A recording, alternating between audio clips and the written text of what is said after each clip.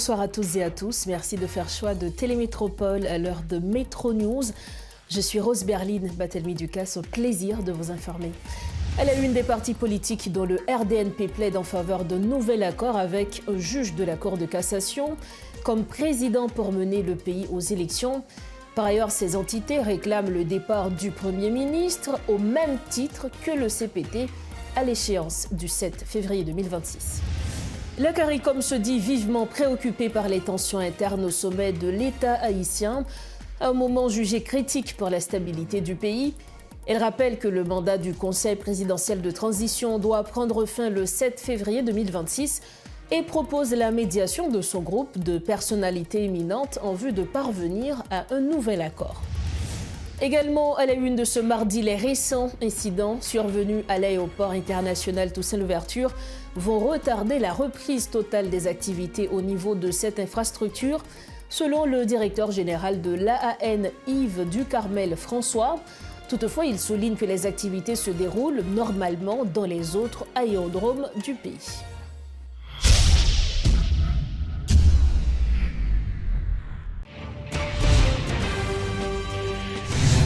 Bienvenue au développement des titres de l'actualité. Vers un nouvel accord de gouvernance pour la transition, plusieurs partis politiques, dont le RDNP, réfléchissent à l'après 7 février 2026 et proposent une nouvelle formule de gouvernance prévoyant la désignation d'un juge de la Cour de cassation comme président.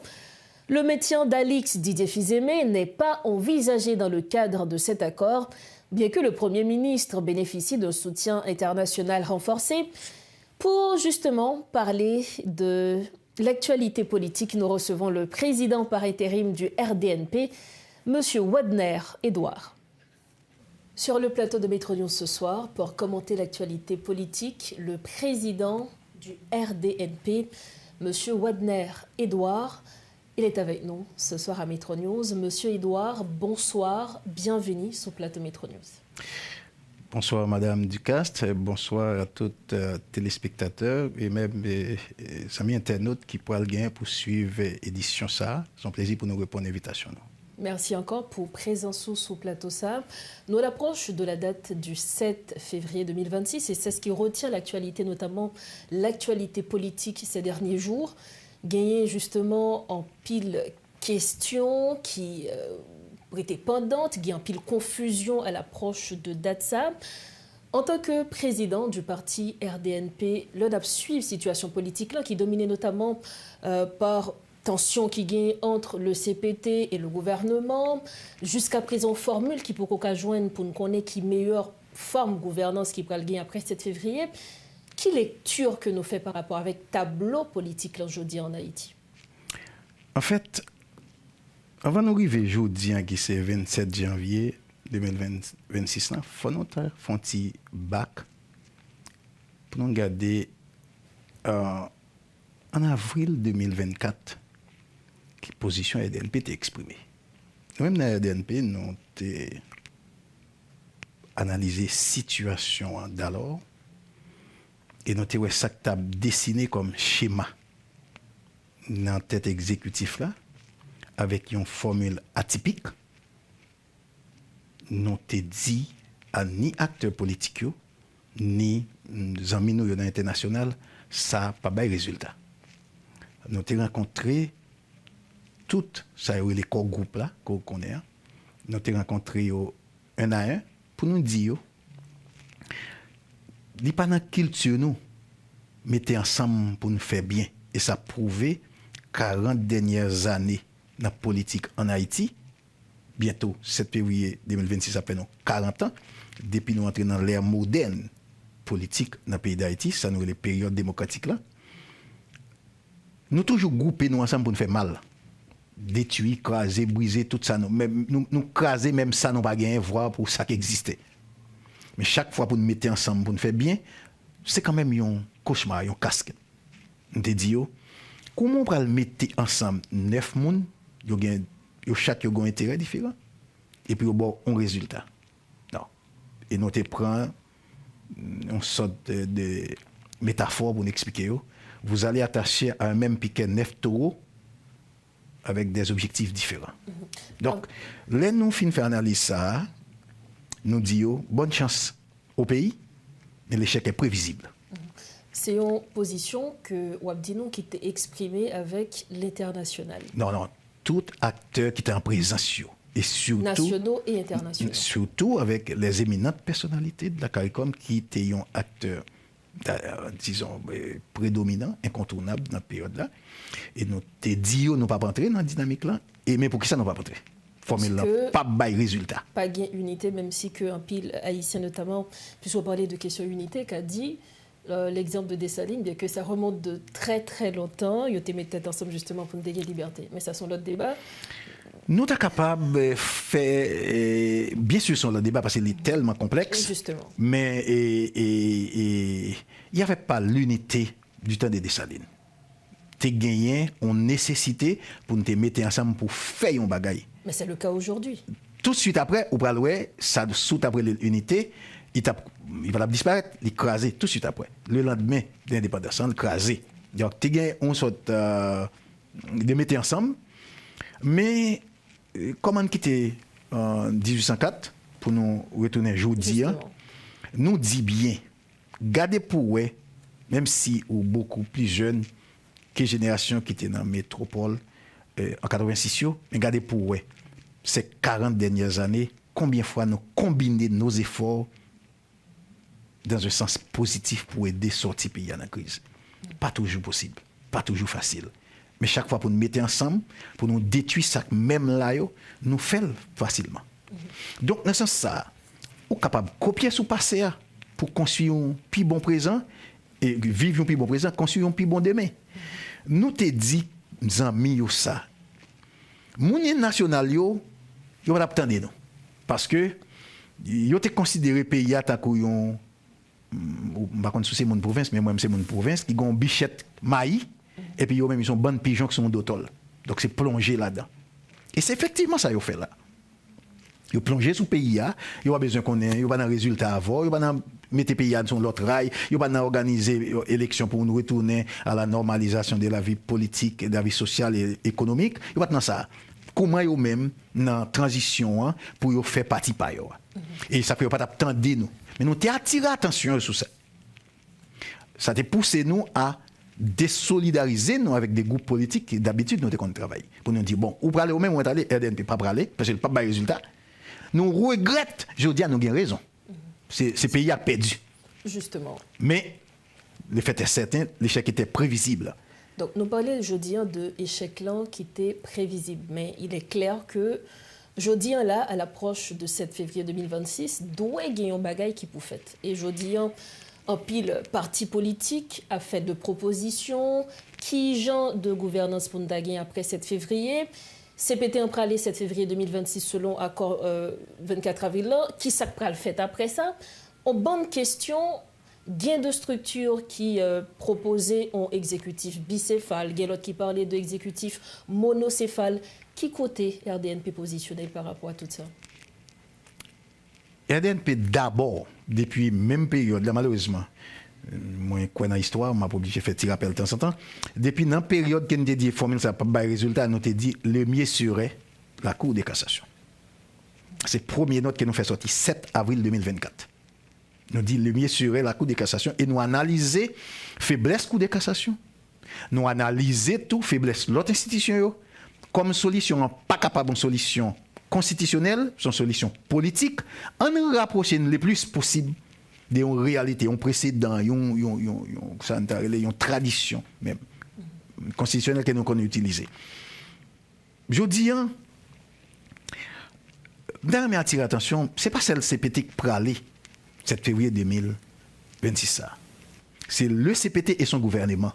Malgré le soutien que le Premier ministre a gagné, même si Premier ministre, même si tout international là d'elle. Même si Premier ministre a un soutien, a un corsage, a un veste international là, il sera démissionnaire.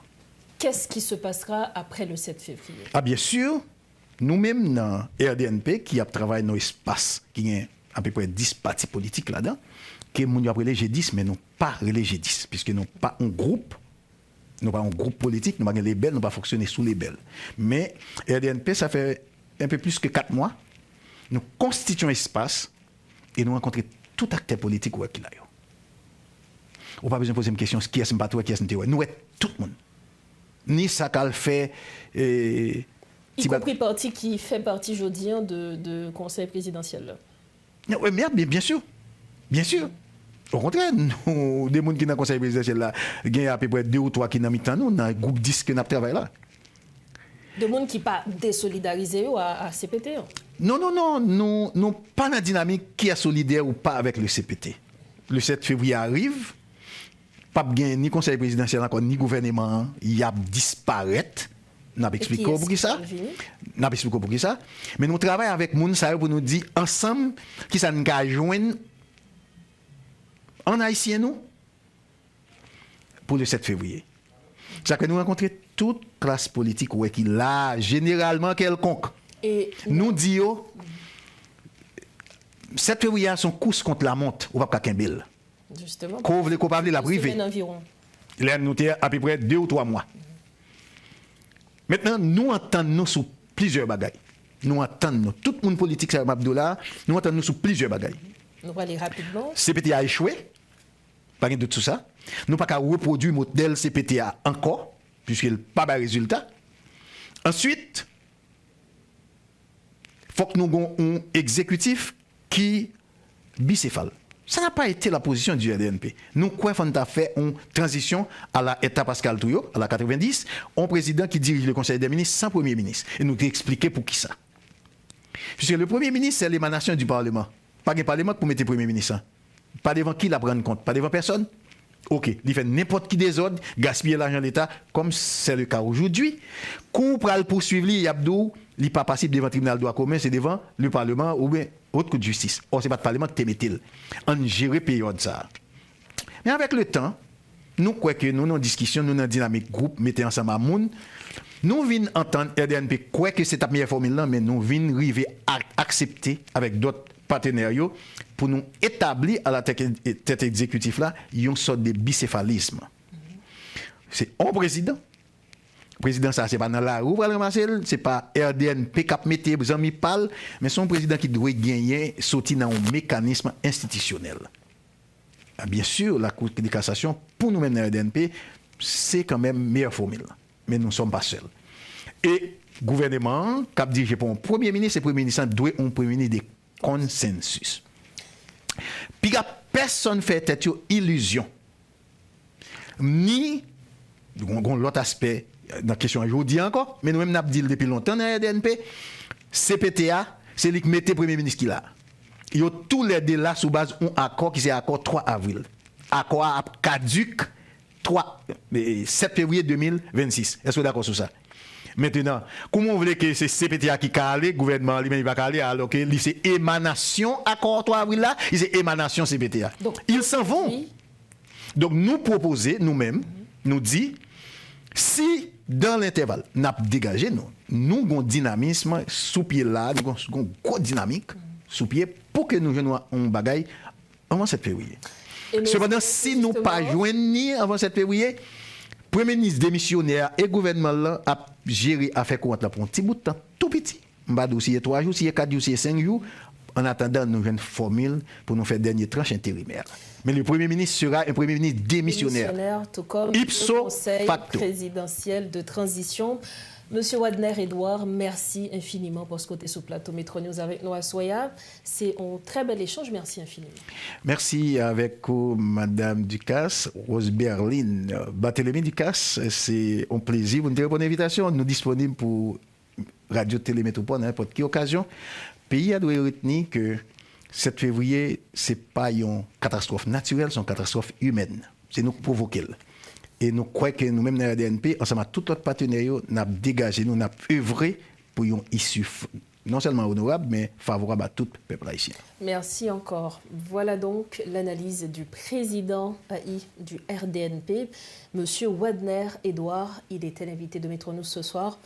Avec lui, on parlait politique, notamment à l'approche de la date du 7 février 2026.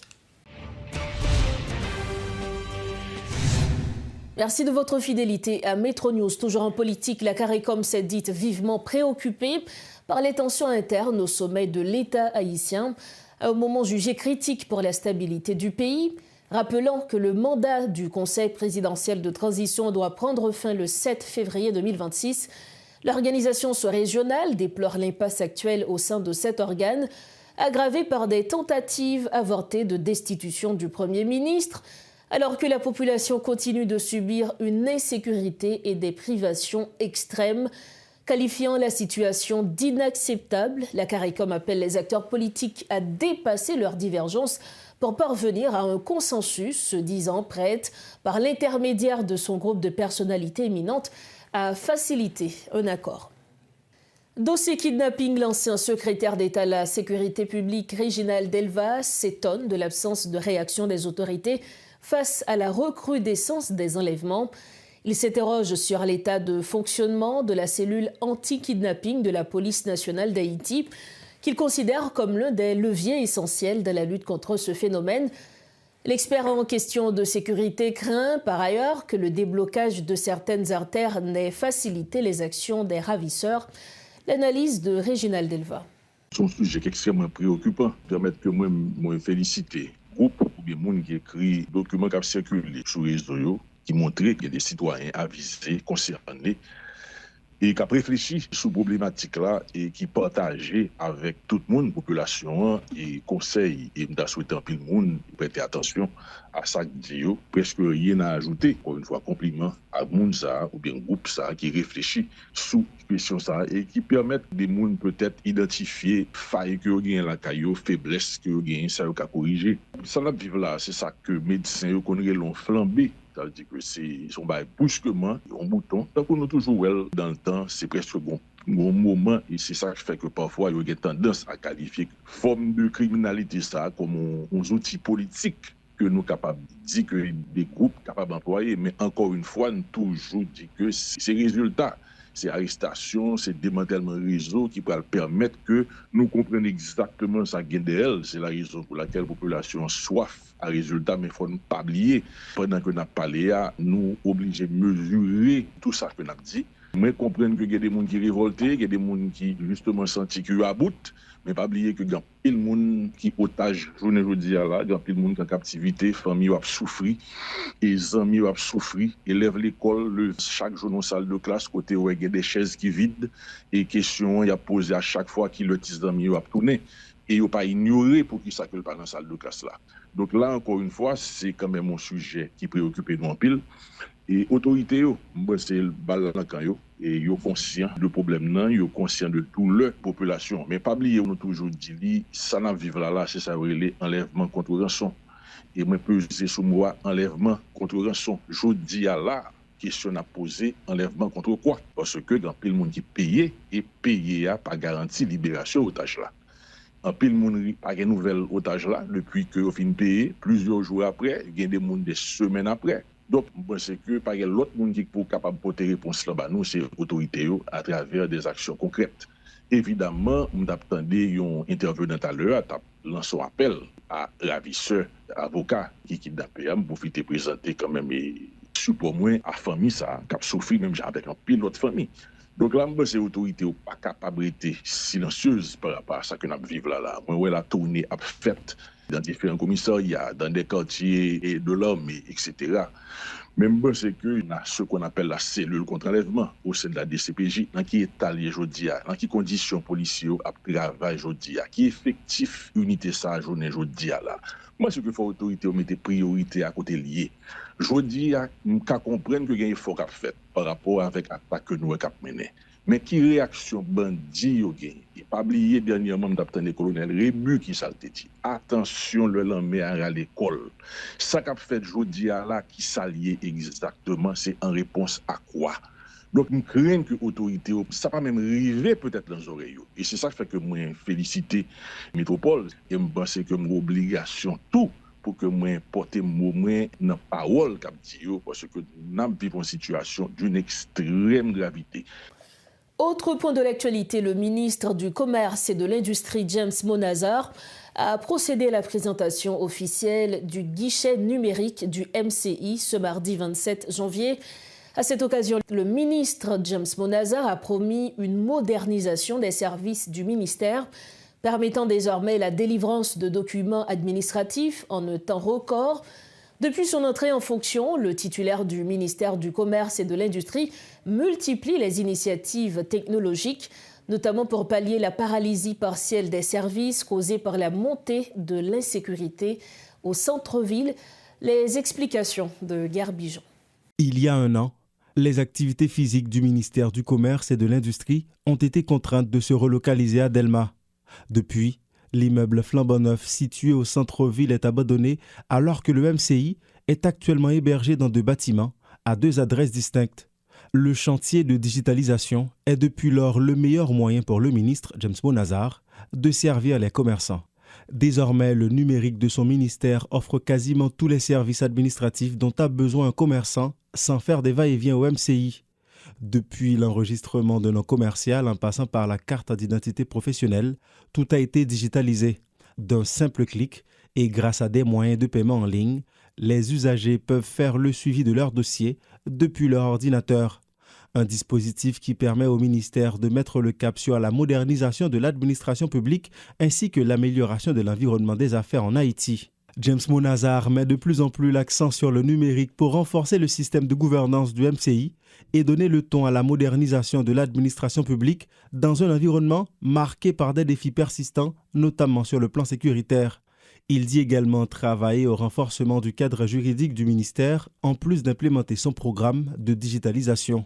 Toutes ces mesures tendent également à accélérer le processus de formalisation des activités commerciales dans le pays, en vue de faciliter l'accès au marché public à des petites et moyennes entreprises, constituant le socle de l'économie haïtienne.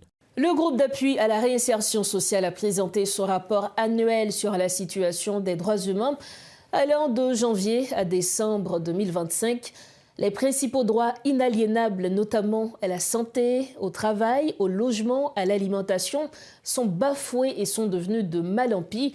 Une situation qui apparemment est le cadet des soucis des autorités étatiques, selon son directeur exécutif Gammanuel Brutus. Les droits humains forment un tout indivisible. La violation d'un seul compromet l'ensemble du système de protection des libertés fondamentales. Écoutons les propos de Gammanuel Brutus. Contrôler le produit premier nécessité et puis mettre un programme d'assistance alimentaire publique qui est clair, accessible dans tout le pays, sans discrimination à toute dignité. Là, nous avons constaté ces rapports que l'ensemble d'organisations qui c'est Innova, Garçon, Kagène, travail, sorti l'année, sorti janvier 2025 pour arriver décembre 2025. En dans rapport ça, côté que nous parlons de droits femmes qui ne sont pas respectés, parce que nous avons une fois qu'on a des 2050 une femme qui fait encore fait chantage sur Internet, côté nous subit toute qualité de violence à travers le VG, violence cybernétique, côté que nous connaissons, ça va passer dans le pays, côté que nous avons une loi qui est gérée sur ça. En dehors à tout côté que vous avez jeune que dans petit jeune qui malheureusement a répété la vie, lorsqu'on jeune ça qui est dans le Canada haïtien, malheureusement il a passé devant le ministère de l'Éducation nationale de Canada, il était recevé en balle avant même qu'il ait présenté l'examen. Donc malheureusement il n'a pas même continué à arriver passer l'examen, mais il était réussi quand même. L'un par exemple, quand le petit jeune qui est chita dans l'école, c'est dit, ça suit court, il était recevé en balle marron, les petits jeunes ça qui perdit la vie. Donc c'est pour nous montrer que droit dans le pays d'Haïti, par exemple, si c'est pas banalisé. Pour refermer la page nationale de Métro News, les récents incidents survenus à l'aéroport international Toussaint-Louverture vont retarder la reprise totale des activités au niveau de cette infrastructure, a regretté le directeur général de l'autorité aéroportuaire nationale AAN, Yves Ducarmel François. Toutefois, il souligne que les activités se déroulent normalement dans les autres aérodromes du pays. Par ailleurs, l'ingénieur a annoncé des avancées importantes concernant l'agrandissement de l'aéroport international Antoine-Simon des Cayes. Selon lui, cette infrastructure s'apprête à passer de la catégorie B à la catégorie E. Il a fait ces déclarations lors de la cérémonie de mise en service de 2 camions d'incendie destinés à renforcer la sécurité et la protection contre les incendies à l'aéroport international Toussaint-Louverture, ainsi que celui du Cap haïtien. Écoutons ses propos. Je tiens à exprimer ma reconnaissance à tous ceux qui ont rendu possible cette acquisition. particulièrement les équipes de l'autorité aéroportuaire nationale. Je veux parler particulièrement de la direction des opérations qui a accompagné la direction générale dans l'acquisition de ce grand projet. Je veux également exprimer un sentiment de remerciement aux sapeurs-pompiers aéroportuaires qui bénéficient de ces nouveaux outils de travail et qui, jour après jour, veillent à notre sécurité. Cette acquisition s'inscrit dans une vision plus large de modernisation et de mise à niveau de nos infrastructures aéroportuaires. L'AAN continuera sur cette lancée car nous savons que le développement d'Haïti passe nécessairement par des aéroports sûrs, modernes et conformes aux standards internationaux. Que ces camions symbolisent notre détermination à offrir à notre pays des services aéroportuaires d'excellence et qu'ils servent longtemps à protéger des vies et des biens. Je vous remercie.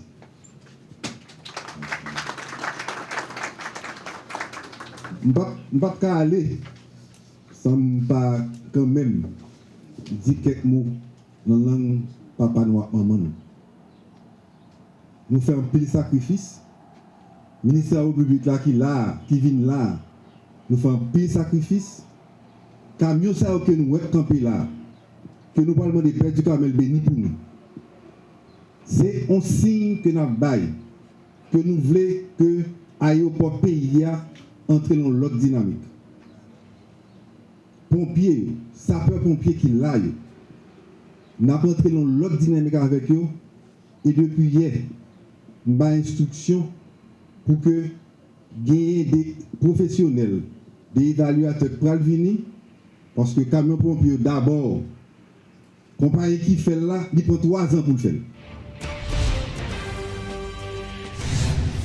Nous arrivons au terme de cette édition de Métro News. Le rappel des titres à la une. Des partis politiques dont le RDNP plaide en faveur d'un nouvel accord avec un juge de la Cour de cassation comme président pour mener le pays aux élections. Par ailleurs, ces entités réclament le départ du Premier ministre au même titre que le CPT à l'échéance du 7 février 2026. La CARICOM se dit vivement préoccupée par les tensions internes au sommet de l'État haïtien, un moment jugé critique pour la stabilité du pays. Elle rappelle que le mandat du Conseil présidentiel de transition doit prendre fin le 7 février 2026 et propose la médiation de son groupe de personnalités éminentes en vue de parvenir à un nouvel accord. Et puis les récents incidents survenus à l'aéroport international Toussaint Louverture vont retarder la reprise totale des activités au niveau de cette infrastructure, selon le directeur général de l'AAN, Yves Ducarmel François. Toutefois, il souligne que les activités se déroulent normalement dans les autres aérodromes du pays. Voilà ce qui referme cette édition de Métro News. Merci de votre fidélité. Merci infiniment d'avoir été avec nous pour cette édition de Métro News. On se retrouve bientôt. Prenez soin de vous. Bonsoir.